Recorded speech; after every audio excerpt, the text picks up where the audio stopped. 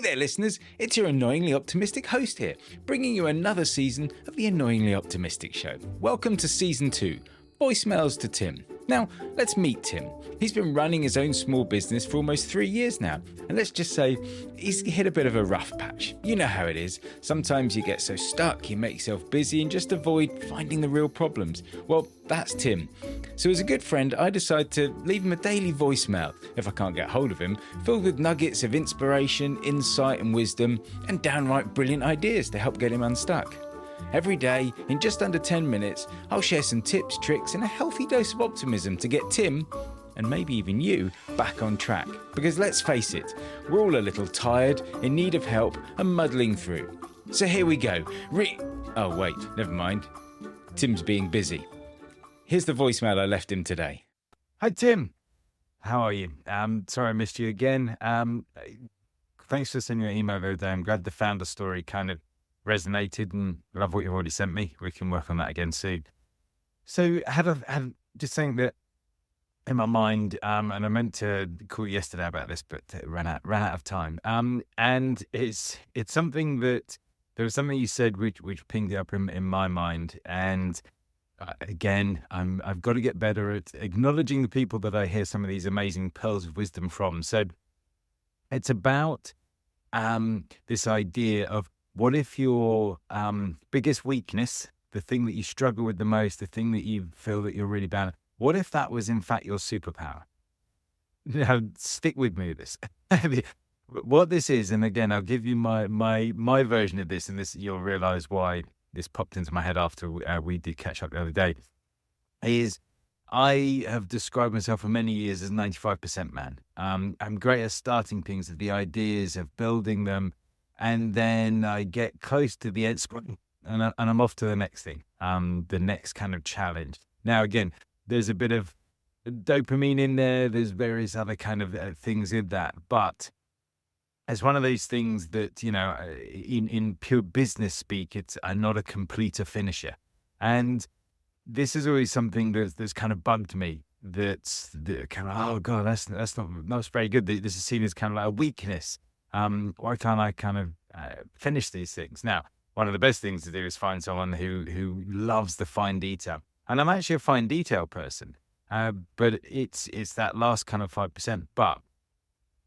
There's a couple of strands that I could go with this, but the one I want to, because this is something that you were saying that you were kind of struggling with, and I want to kind of give you this idea of turning this on its head, because if you take that, and we again, human beings, we focus on the negative. What's the thing that I can't do very well? What's the thing that I'm not very good at?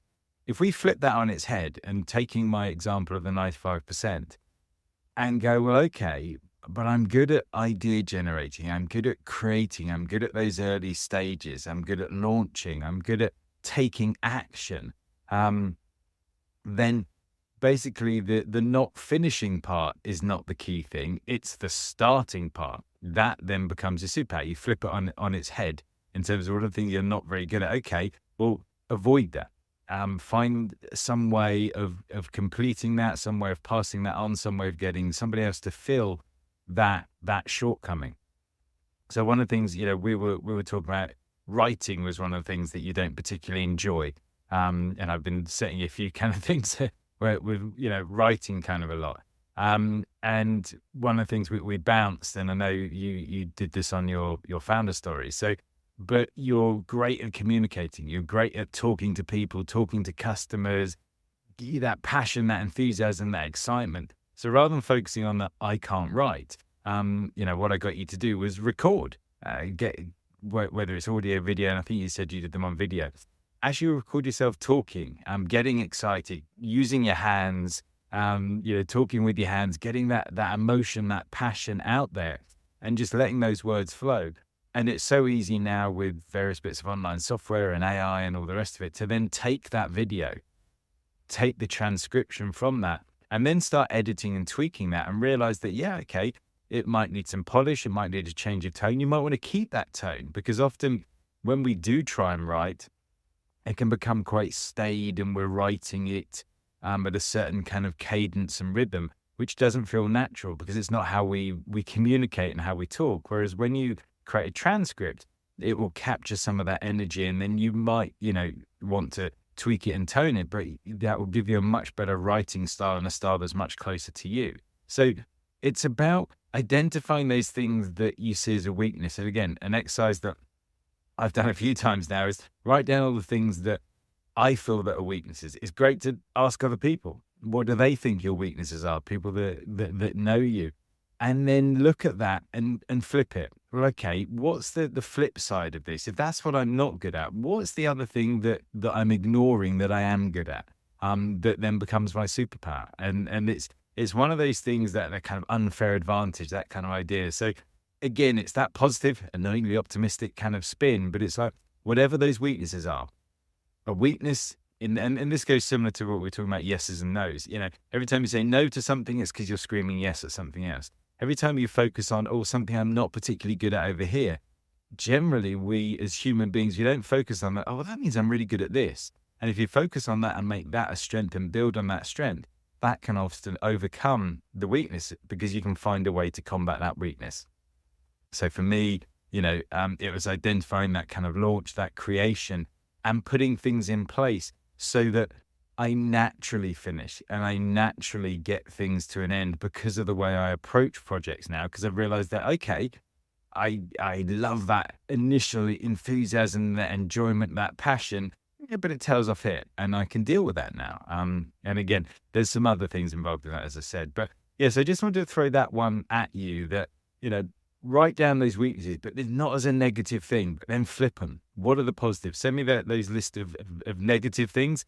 And let's find the positives on that and flip those and then build those into your superpower. Spend more time cultivating and exploring those rather than focusing on the things that we're not great at. So just a quickie there. Hope that helps and catch up with you soon. Bye for now, Tim.